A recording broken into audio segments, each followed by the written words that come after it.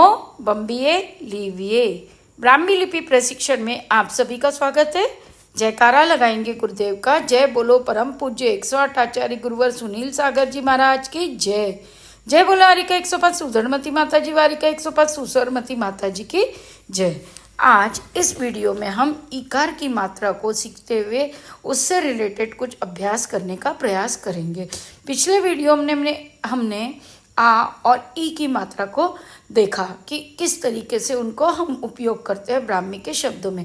तो आज इकार की मतलब बड़े ई की मात्रा को हम ब्राह्मी में कैसे लिखते हैं वह देखेंगे। अब यहाँ पे क व्यंजन दिया हुआ है और क में हमको बड़ी की मात्रा लगानी है।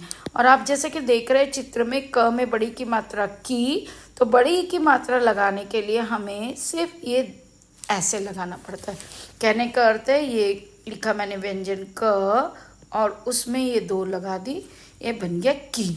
सिमिलरली ये ख कुटी का लिख दिया, इसमें दो मात्राएं लगा दी खी।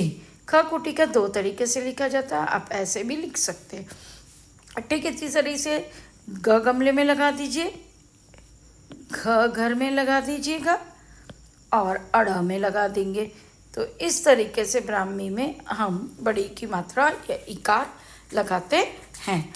अब आइए बाकी व्यंजनों में देख लेते हैं। तो ये च वर्ग में कैसे लगती है यह दिख रहा है आपको। ट वर्ग में, त वर्ग में हमने ई की मात्रा लगा दी। सिमिलरली प वर्ग में, य वर्ग में। तो इस तरीके से शेष व्यंजनों में हमने मात्रा लगाने का अभ्यास करा है। अब दिए गए शब्दों को 12 खड़ी के अनुसार क्रम से लगाना है।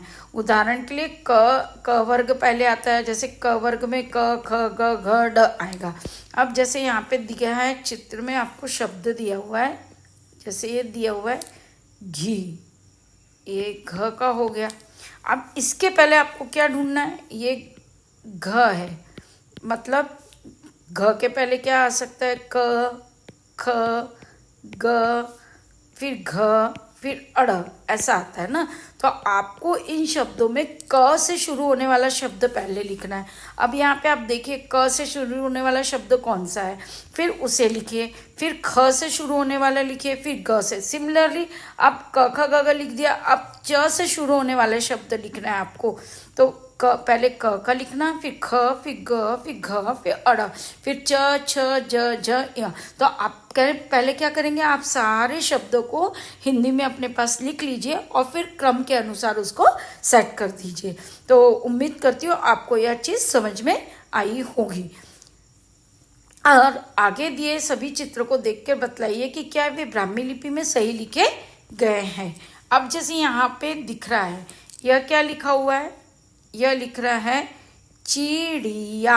अब चिड़िया ब्राह्मी में सही लिखा है क्या, यह आपको देखना है। अगर सही है तो कोई बात नहीं। सिमिलरली ये लिखा, यह है खेल रहा है खिलाड़ी, अब ये लिखा है खिलाड़ी, तो ये सही लिखा है ब्राह्मी में, यह आपको देखना है। अब ये देखिए ये क्या लिखा है, नारियल, पर यह होता है नारियल और यहाँ पे लिखा है नारी व ल, तो ये गलत हो गया है। तो ठीक इसी तरीके से बाकी शेष चित्रों में भी आपको इसी तरीके से ढूंढना है कि क्या ये शब्द सही है, ब्राह्मी में सही लिखे गए हैं या गलत लिखे गए। अगर गलत है तो उसका क्रमांक भेजना है। जैसे इसमें ए वाला गलत है पहले क्वेश्चन में, अब इसमें कौन सा गलत है ये आपको ढूंढना है। सिमिलरली इसमें भी आपको ढूंढना है कौन सा गलत है। आप यहाँ पे भी देखें, यहाँ पे भी देखें और यहाँ पे भी देखें, मतलब ऐसा नहीं कि सिर्फ ब्राह्मी को ही देखना है, क्वेश्चन भी आपको देखना है कि वो क्या है, सही है कि गलत है।